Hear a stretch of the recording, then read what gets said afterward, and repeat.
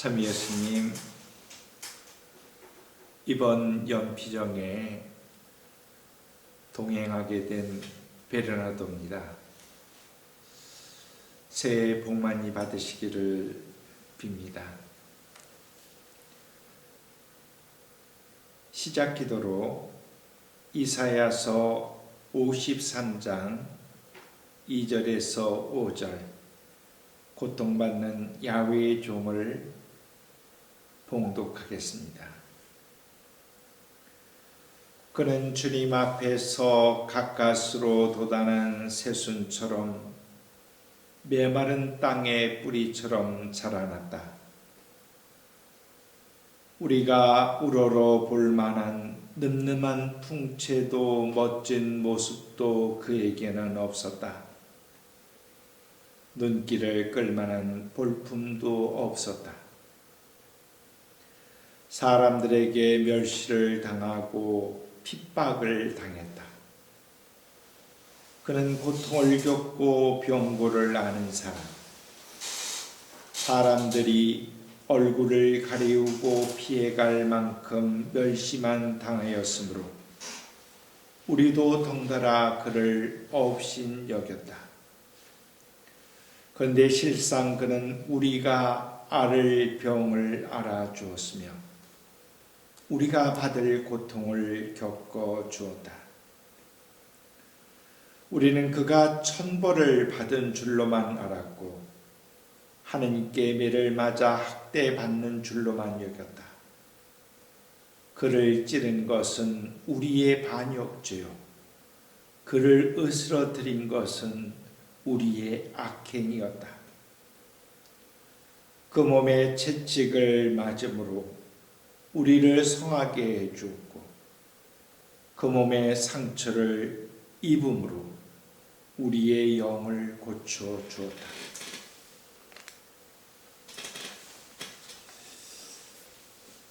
메리딜팔 주기경님의 기도를 들어주시면 좋겠습니다. 마음이 양선하시고 겸손하신 예수님, 저희의 기도를 들어주십시오. 공경을 받고자 하는 원의에서, 사랑을 받고자 하는 원의에서,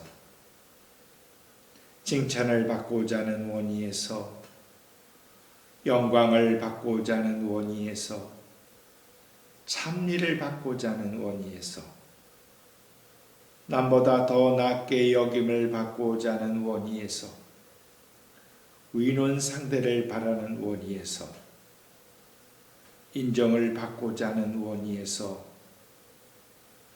비하를 받을까 하는 두려움에서 주님, 저를 구하소서. 무시 천대를 받을까 하는 두려움에서, 거절을 당할까 하는 두려움에서, 비방을 무서워하는 두려움에서, 의심을 받을까 하는 두려움에서 예수님, 저를 구하소서. 남이 저보다 더 사랑을 받고 남이 저보다 더 공경을 받고 남이 저보다 더 의견에 출중하고 저는 줄어지고 남이 저보다 더 선택함을 받고 저는 물러나고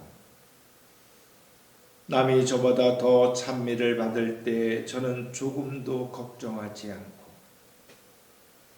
남이 저보다 더 만사에 있어서 우월하고 남이 저보다 더 거룩하고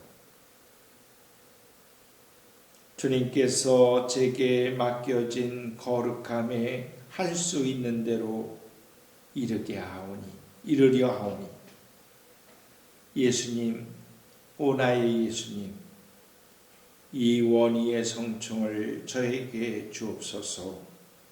아멘.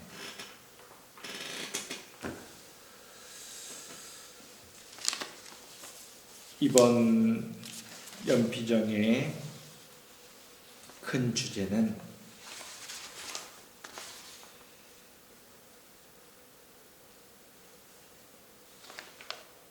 나타나엘은 어떤 모습으로 하느님 앞에 서 있었을까?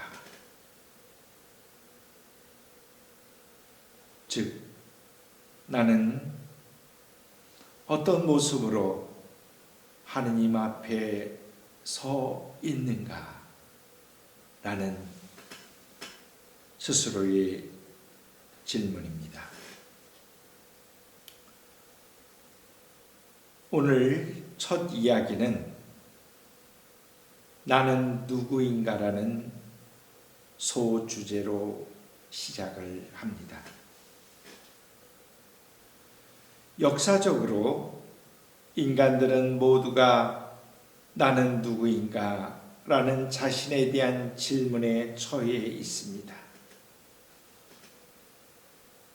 저에게 있어서도 가장 두려운 것은 내가 나를 제대로 볼 수 없다는 것입니다. 유럽 입자물리 연구소가 있는데 113개국 608개의 대학 연구기관이 참여하고 있습니다. 배경과 문화, 종교, 나라가 다른 과학자들이 모여 1년 예산 1조 3천억 원이라는 돈을 들여 140억 년 전 우주 탄생, 빅뱅, 별들에 관해 연구하는 기관인데 재미있는 것은 그들의 세미나의 주제가 이거라는 것입니다. 입자물리학자의 강의의 첫 머리는 고갱의 그림이 걸려 있었습니다. 남태평양 섬 사람들을 그린 그림의 강사는 물음에서 시작합니다. 우리는 무엇인가? 우리는 어디에서 왔는가? 우리는 어디로 가는가? 근본적이며 필요한 질문이죠.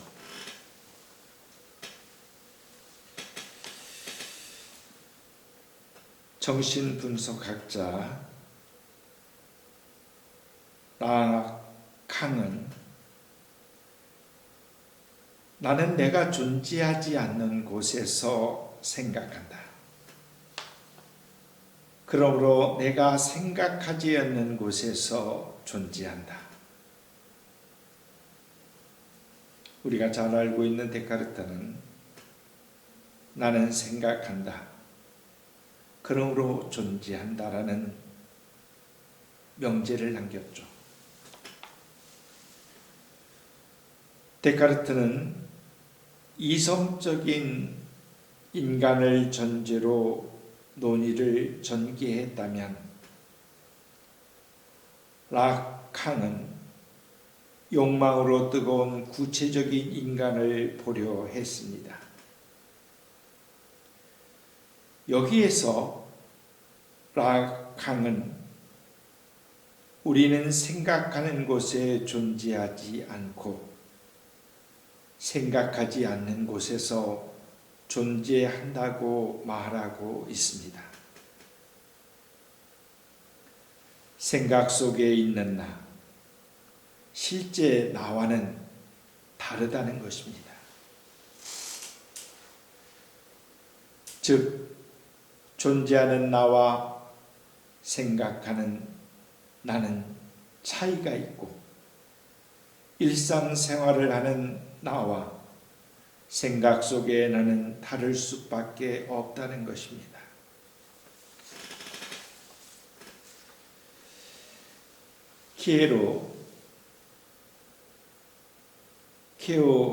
케고르는 이렇게 말합니다. 대부분 사람들은 자신에 대해서는 주관적이지만 모든 타인에게 대해서는 객관적, 때로는 지나칠 정도로 객관적이다. 그렇지만 우리에게 주어진 임무는 정확히 자신에 대해서는 객관적이고 모든 타인들에 대해서는 주관적일 수 있는 것이다.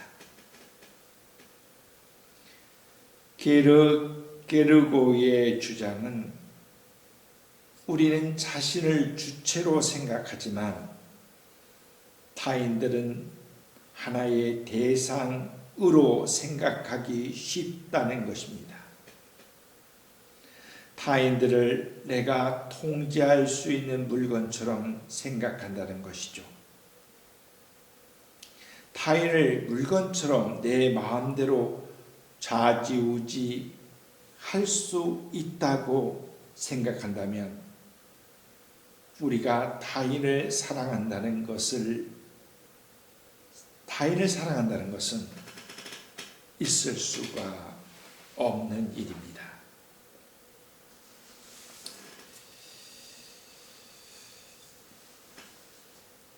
본래의 면목이라는 말이 있습니다. 자신의 본래 얼굴, 마음, 양심이죠. 주려고 해도 줄 수 없고 받으려고 해도 받을 수 없는 것, 그것이 바로 자신의 본래 면목입니다. 나는 누구인가? 이 주제를 가지고 우리는 한번 묵상해 봅시다.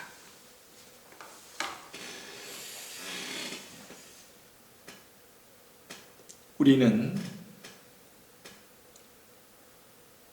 인생의 형성기에 매우 중요한 중고등학교 시절에 인문학적 소양을 제대로 쌓지 못하고 살아왔습니다. 많은 경우 취업이나 대학 입시 수험 준비 때문에 이런 소양을 쌓기에는 여의치 않았던 것이죠. 그래서 한때 대학교에서는 꼭 읽어야 될 그 책 중에서 빠지지 않고 올랐던 책은 칼의 역사란 무엇인가였습니다. 역사란 무엇인가에 대해 칼의 답은 역사란 현재와 과거의 끊임없는 대화였습니다. 그런 의미에서 모든 역사는 현재사가 되며 지금 우리가 살아가는 형편과 관계 맺지 못한 과거에 일어났던 모든 사건들은 역사의 범주에 들지 못하는 과거의 사실이라는 것입니다.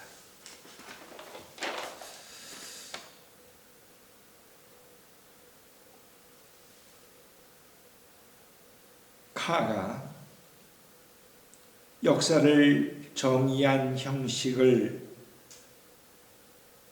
우리도 영성 생활에 적응해 봅시다. 영성이란 영혼과 유한의 시간, 이 사이에 끊임없는 대화로 정의할 수 있습니다. 우리 삼종의 기도의 형태를 살펴보더라도 영혼으로부터의 제안과 성모님의 응답, 그리고 대화의 결과로서 예수님의 육화, 또 거기서 새롭게 시작되는 또 다른 대화로 새로운 미래가 전개됨을 볼 수 있습니다. 대화는 물론 언어로서만 이루어지지는 않습니다. 일상에서 벌어지는 대화만 보더라도 순간순간의 미묘한 마음의 흐름, 대화 주체들이 갖는 고유한 존재감, 자존감이나 자의식의 통합성도, 또한 상대방에 대한 의식, 무의식적인 태도, 몸짓, 대화하는 곳의 주변 환경과 날씨 등이 적용됩니다. 우리가 다 이해할 수 없는 수많은 요소들이 우리의 대화의 깊이나 질에 영향을 미칠 수밖에 없습니다. 영혼과의 대화를 생활하는 영성생활의 질이나 깊이도 일상의 대화를 규정하는 범주를 벗어나지 않을 것입니다. 관계의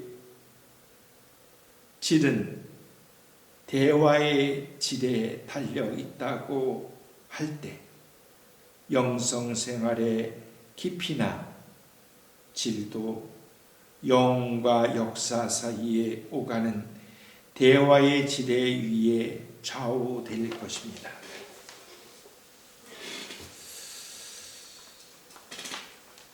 제가 수사님들과 비대면을 통해서 저의 이야기를 전하고 있는데, 제가 아는 지인이 들려준 이야기를 들어보십시오. 나에게 이웃 가까이 사는 벗이 있다. 가톨릭 신자는 아니지만 우리는 자주 만나지 못해도 성서 말씀으로 이야기할 수 있는 좋은 친구다. 그 친구의 아버지는 요양병원에 계신 지가 꽤 오래되었고, 그동안 어머니가 먼저 돌아가셨다. 요즘 면회가 잘 되지 않아 유리벽을 사이로 멀리 떨어져 휠체어에 탄 아버지를 볼 수 있다고 한다. 다른 아버지를 위해 춤을 춘다고 한다. 마음을 전할 수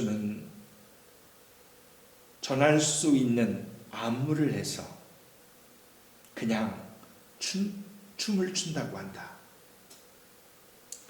아버지는 늙은 딸의 재롱을 기쁘게 보신다고 한다.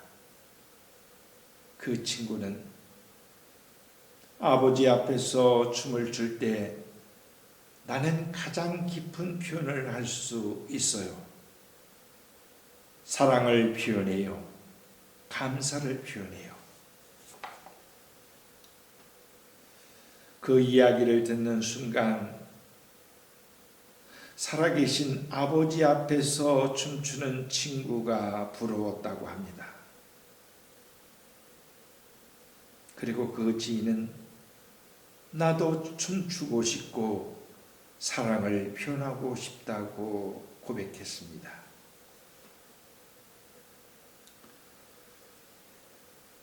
저도 형제들 앞에서 춤을 출 수 있는지, 사랑을 표현할 수 있는지, 이 이야기를 준비하면서 저 자신에게 스스로 의문을 던져봅니다.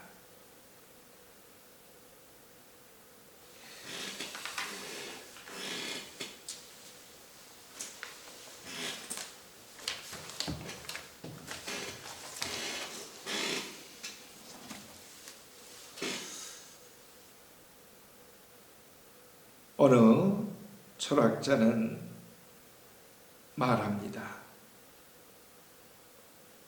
공부하는 이유는 흔들리지 않기 위해서이다.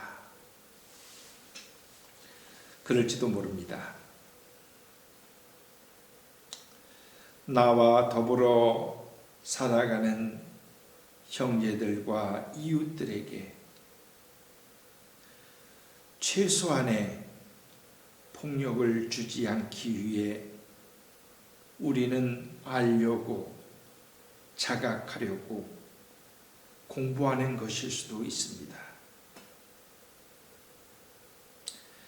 남들에게 우월하게 보이려고 자신의 지식을 안다고 뽐내는 사람처럼 미성숙한 사람은 없습니다. 세상 아래 특별한 것은 없고 모든 것은 열려 있습니다. 자신만이 알고 있다고 생각하는 것만큼 오만하고 바보스러움이 어디에 있겠습니까?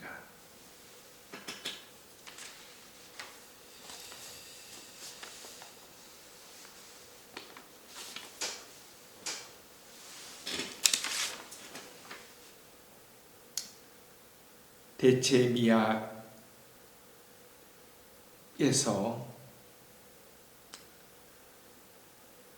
인문학학자인 베냐민은 그의 저서 아케이트 프로젠트에서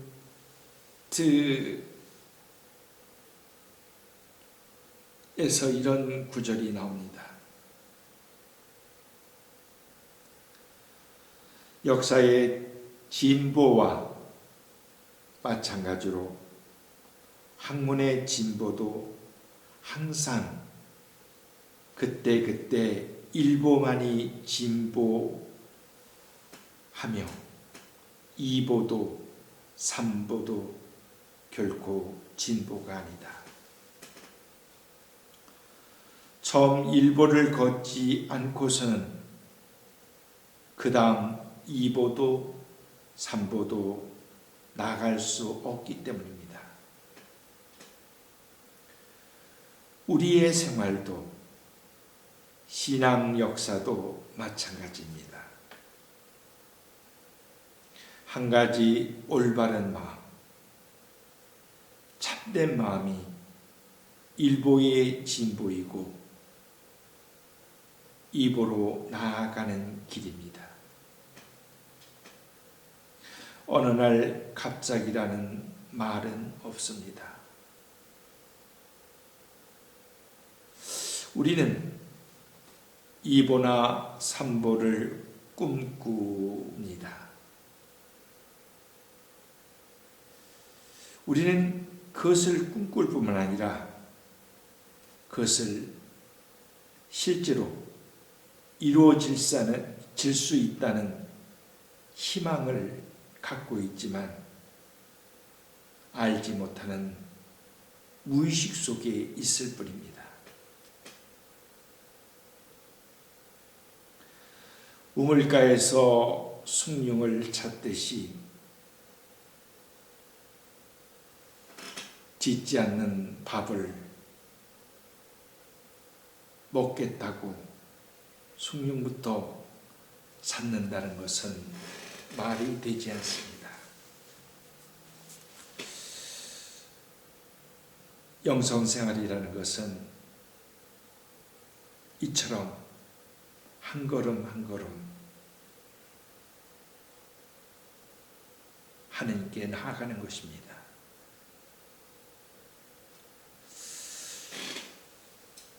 성베르나 바스의 지식에 대한 이야기를 좀 들려드리고 싶습니다. 성직자들이 지식에 대한 순수한 사랑만으로 지식을 추구한다면 그것은 부끄러운 호기심일 뿐입니다. 학자의 명망을 위해서라면 그것은 부끄러운 호기심일 뿐입니다. 또한 돈과 명예를 위해 지식을 탐하면 그것은 부끄러운 거리일 뿐입니다. 이웃을 세워주기 위해 지식을 추구한다면 그것이야말로 사랑의 걸작품이 됩니다. 그것이 자기 자신을 깨우치기 위해 지식을 추구하는 경우가 있습니다. 신중해야 할 것입니다. 우리는 신앙이라고 이야기합니다. 하느님을 믿고 사는 것과 실제로 신앙인으로서 하느님을 아는 삶에는 엄청난 차이가 있습니다. 나는 신앙인으로 사는가? 하느님에 대한 이야기만을 하면서 살지는 않는가? 나는 자유의지로 하느님을 아는가? 하느님의 이야기만을 하면서 척하며 살고 있지는 않는가?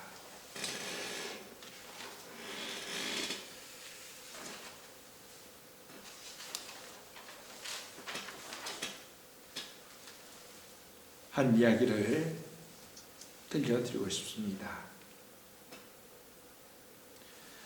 영국의 한 시골 마을 시내에서 두 비구니 승이 바구니를 들고 걸식을 하고 있었습니다. 그들은 수행을 하며 하루에 한 번 걸식을 해서 가장 기초적이고 근본적인 먹을 것을 해결하는 것입니다.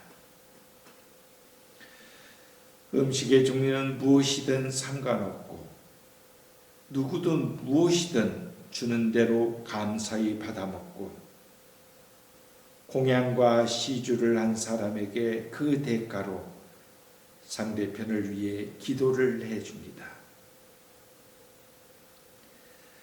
맨발에 소박한 옷을 입고 있는 그녀들의 입에서는 끊임없이 온화하고 평화로운 품이 있는 모습이 보입니다.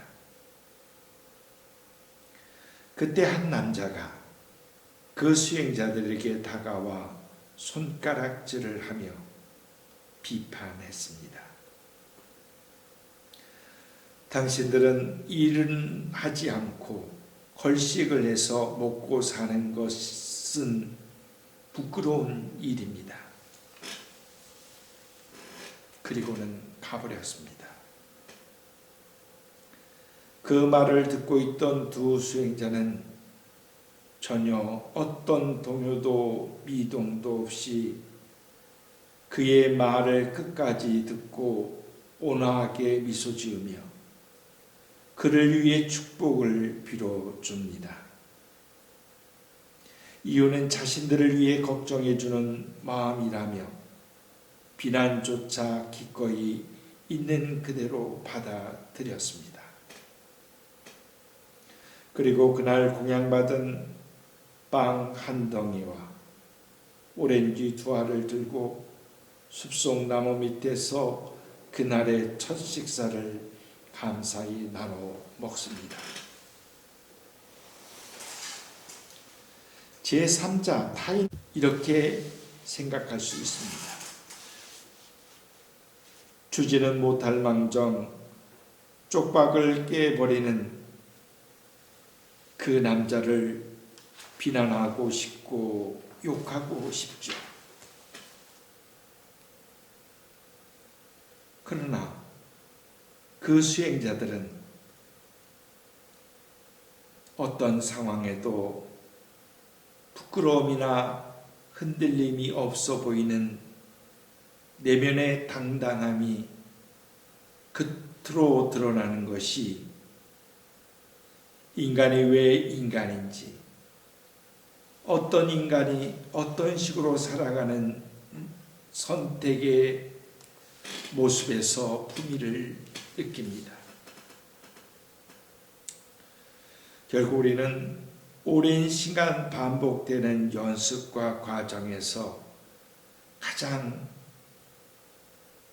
중요하다고 생각하는 순간에 선택이라는 이름으로 나아갑니다. 20세기의 영성가 누만 추경임은 우리는 끊임없는 마음의 결단을 통해서 선택할 수 있다고 말하고 있습니다. 우리는 욥의 탄원 기도에서 이 이야기를 듣습니다. 사람이 무엇이기에 당신께서는 그를 대단히 여기시고 그에게 마음을 기울이십니까?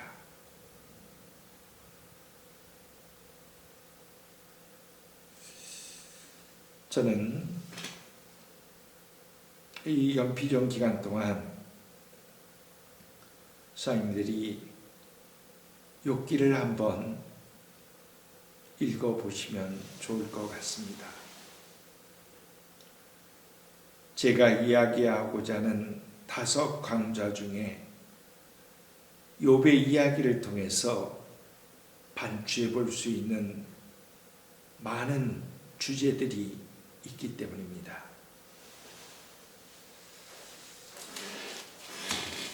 성부와 성자와 성령의 이름으로 아멘.